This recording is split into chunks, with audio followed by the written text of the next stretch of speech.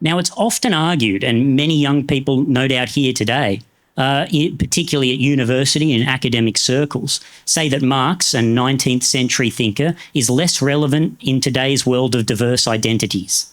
Why do you believe Marx's analysis is still essential for understanding the challenges that we face today?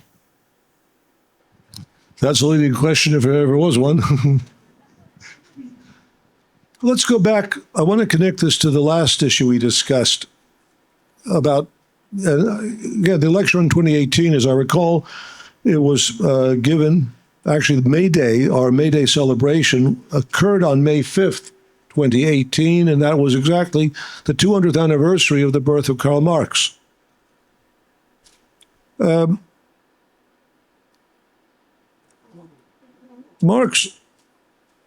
Marx's great achievement, first of all, of course, was that he explained the objective foundations of the socialist revolution. He did not invent socialism. Socialism began to emerge as a conception of development in the aftermath of the French Revolution. The growing awareness that economic organization was somehow at the root of the great social questions of the time. There were the utopian socialists, and then in the 1820s, and the Chartist movement in England, then in the 1820s and 1830s, of which the Chartist movement emerged, there was the emergence of a new class. And socialism entered into the political vocabulary by the 1830s, and it was first, I think, defined as the science of human equality. But it was Marx who was able to analyze and explain the economic mechanism, the contradictions embedded in the capitalist mode of production that gave rise to the socialist revolution. And Marx stressed this point when he said that his great discovery was that the class struggle led to the dictatorship of the proletariat.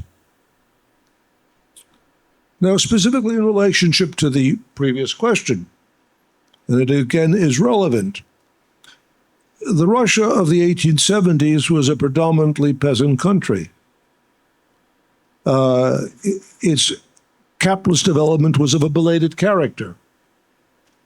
The working class began to emerge in the 1880s, and at that time, a major theoretical struggle developed, whose protagonist was Georgy Plekhanov. His political life had begun in the populist movement, but as he began to investigate social questions and began to familiarize himself with the writings of this German theoretician and obtained awareness of the emergence of the socialist movement in Germany, in Western Europe, he recognized that the path of development of Russia economically, its industrialization, would lead to the emergence of a working class, and he oriented himself, he established that truth theoretically, and he founded the Emancipation of Labor Group, and his perspective, which he began to elaborate in the 1880s into the 1890s, became the basis of the Russian Social Democratic Labor Party. Now, his struggle, therefore, against the populists was against their favored mode of political conflict and struggle, which was terrorism.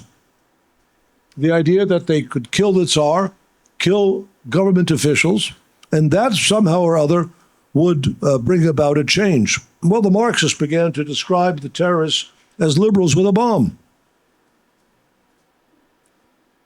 And they utilized the power of Marxist theory to establish the basis of a genuine revolutionary perspective based on the fundamental revolutionary force that is the working class. Not that they neglected the peasantry, but they insisted that the democratic tasks the overturning of Tsarist economic relations, political structures, and so on, could only be accomplished to the extent that the massive peasantry of Russia were mobilized by and under the leadership of the working class and the Socialist Party.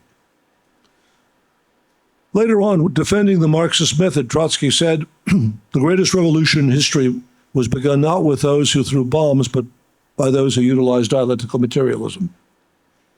That is a theoretical insight into the laws of capitalist development. The revolutionary role of the working class proved to be decisive.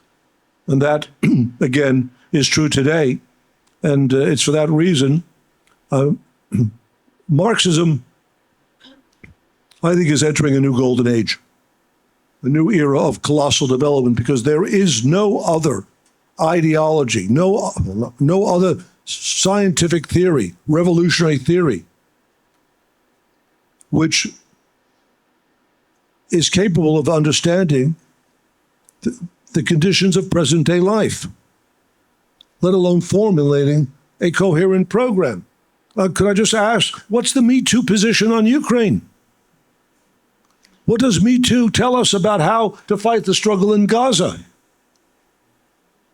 When we look at what is taking place in Gaza, are we concerned with issues of ethnicity, gender, sexual preference?